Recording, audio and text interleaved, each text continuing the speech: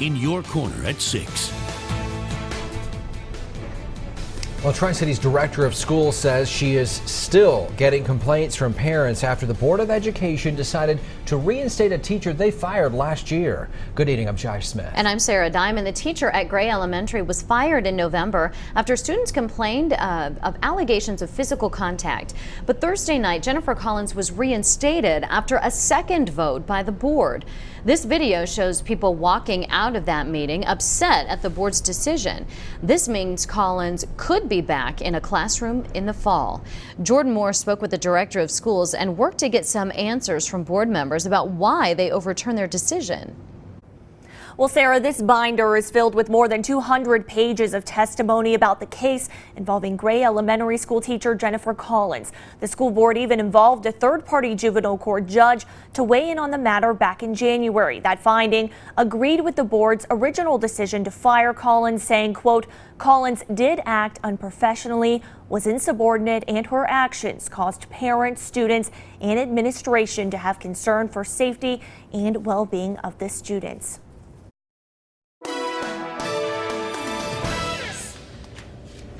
Next item on 5 months after Washington County Board of Education members voted to fire a Gray Elementary School teacher receiving complaints about her physical contact with students, kissing this male student on the forehead, hugging him and sticking your finger in his ear. The issue over the dismissal of Jennifer Collins resurfaced at a meeting last week. I would like to make a motion. When board member Mary Beth Dellinger made a motion to bring her back on board this fall. I would like to see her reinstated for the 2017-2018 school year.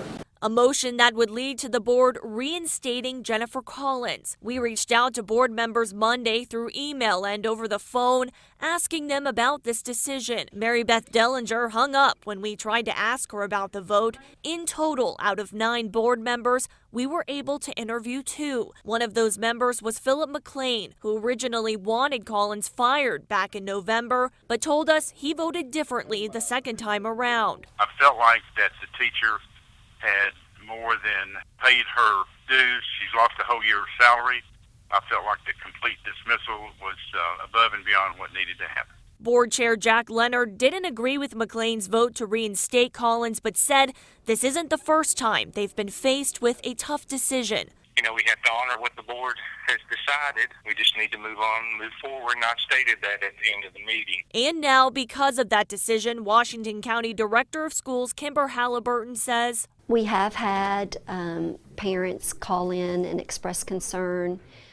Parents have stopped me out in the community and expressed concern. Telling us it's up to her to decide where to place Collins in the school system. The concern of parents will be my #1 factor in making the decision as to where she is placed. Jordan Moore, News Channel 11, in your corner.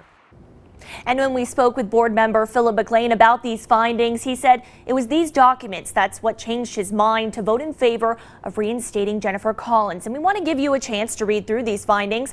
We'll be posting them to our website, WJHL.com. Jordan with the update. Thanks, Jordan. Now, Halliburton said she has the next few months to make a decision on where to place Jennifer Collins in the school system before she is reinstated.